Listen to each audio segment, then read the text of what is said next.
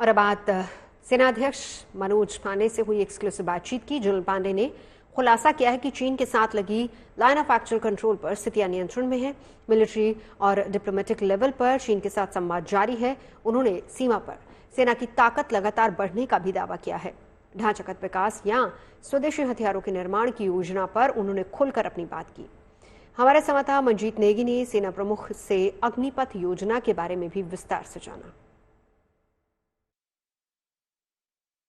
साल 2024 में भारतीय सेना के सामने क्या चुनौतियां होंगी और भारतीय सेना की क्या प्राथमिकताएं होंगी, इस पर बात करने के लिए हमारे साथ सेना प्रमुख जनरल मनोज पांडे हैं। जनरल साहब, आपसे जानना चाहूंगा, इस वक्त देश और दुनिया के जो हालात हैं उनको कैसे, उनके बीच में क्या चुनौतियां आप देखते हैं भारतीय सेना के लिए और क्या प्राथमिकताएं आप मानते हैं अपने एक सेना प्रमुख के तौर पर? धन्यवाद मंजीत।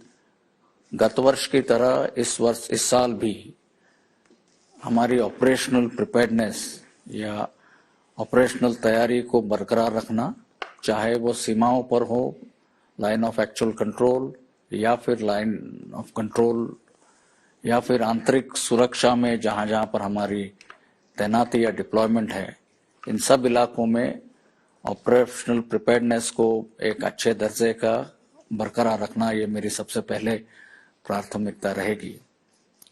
इसके अलावा आपको ज्ञात होगा, पिछले वर्ष हमने भारतीय सेना के ट्रांसफॉर्मेशन या परिवर्तन की एक रूपरेखा रखी थी, जिसके तहत हमने 5 परिवर्तन के स्तंभ आइडेंटिफाई किए थे। मुझे इस बात की खुशी है कि हमने इन 5 एरियाज में या 5 डोमेन्स में अच्छे तरह से सकारात्मक प्रगति की है और कोशिश यही रहेगी कि इस साल भी इन्हीं 5 फील्ड्स में हम उसी तरह से मोमेंटम को मेंटेन रहे और इस परिवर्तन की प्रक्रिया को आगे बढ़ाए। साथ ही साथ हमारी जो कैपेबिलिटी डेवलपमेंट है, जिसका आत्मनिर्भर या इंडिजिनस प्रोडक्शन एक बहुत मुख्य या अहम मुद्दा है, इस पर भी हमारा खास ध्यान रहेगा कि इसके जरिए किस तरह से हम हमारी सेना को और आधुनिक और सशक्त बनाएं। तो ये एक 3-4 मोटे एरियाज है जिस पे हमारा ध्यान रहेगा।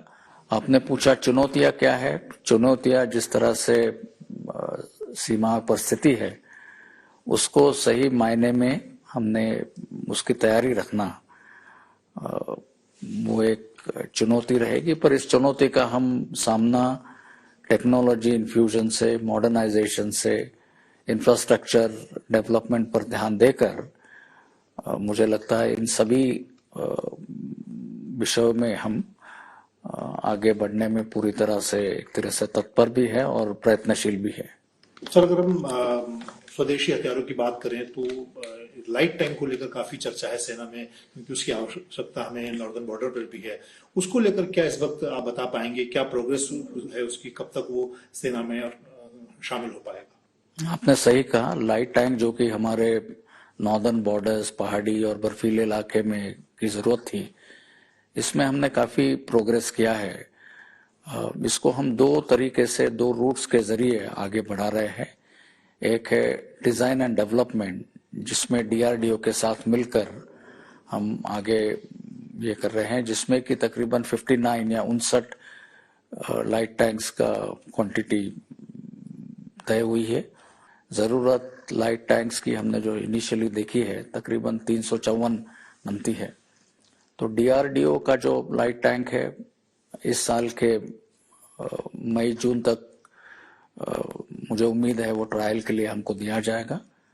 और जो मेक 1 रूट के जरिए तकरीबन 6 या 7 इंडस्ट्रीज ने उस पर अपनी दिलचस्पी दिखाई है और वो अभी प्रक्रिया फिलहाल शुरू है। और जब हम उसके 2 डेवलपमेंट पार्टनर्स आइडेंटिफाई करेंगे, उनको फिर प्रोविजनल सैंक्शन ऑर्डर देकर तकरीबन मुझे लगता है और 2 से 3 साल के बीच में लाइट टैंक्स का ट्रायल्स खत्म होने के बाद हम इसको और आगे ले पाएंगे। पर जितने भी हमारे मेजर हेवियर प्लेटफॉर्म्स है, उस श्रृंखला में लाइट टैंक्स मुझे लगता है एक महत्वपूर्ण पहला कदम आगे होगा। आपने कहा कि लाइट टैंक काफी महत्वपूर्ण होगा सेना के लिए। कुछ ऐसे सिस्टम या हथियार आप बता पाएंगे जो आपके खासतौर से आपके कार्यकाल के दौरान सेना को हमने नॉर्दर्न बॉर्डर में तैनात किया हो या दूसरी सरहद पर हमने सेना को मजबूत करने की दिशा में ऐसे सिस्टम हथियार हमने तैनात किए? ये अलग अलग डोमेन से अलग अलग फील्ड्स में है। सबसे पहले यदि मैं मोबिलिटी और प्रोटेक्शन की बात करूं, उसमें हमने पिछले 1 साल में QRF मीडियम और QRF हेवी व्हीकल्स ये हमने ईस्टर्न लद्दाख इलाके में डिप्लॉय किए हैं या तैनात किए हैं। उसके अलावा सर्वेलेंस के लिए यदि हम देखें तो हर तरह के ड्रोन्स और unarmed aerial vehicles, micro drone से लेकर मिनी से लेकर लॉन्ग रेंज UAVs तक, ये तीनों इस कंप्लीट रेंज में जितने भी हमारे इंडिजिनस प्रोडक्शन है ये भी हमने सक्सेसफुली डिप्लॉय किया है। साथ ही में लॉजिस्टिक ड्रोन्स, ये भी मुझे लगता है एक बहुत इम्पोर्टेंट अचीवमेंट हमने हासिल की है। कम्युनिकेशन के लिए radio set, software defined radios, ज्यादा सिक्योर कम्युनिकेशन, ये भी एक हमारा खास करके फोकस एरिया रहा है। उसी तरह से न्यू फैमिली ऑफ माइंस या सुरंगे, बारूदी सुरंगे, उसमें एंटी पर्सनल से लेकर एंटी टैंक तक, मोबिलिटी के लिए असॉल्ट ट्रैकवेज, तो इस तरह से मोबिलिटी के इलाके में भी काफी वृद्धि हुई है। टैंक्स को यदि लेकर चले तो नाइट एनेबल्ड की बात हो या फिर और इफेक्टिव एमुनिशंस हो, आर्मामेंट हो, वो भी एक हमारे लिए अहम मुद्दा रहा है। सर, आपने अग्निवीर की बात की, उसको लेकर भी काफी चर्चा होती है सेना में।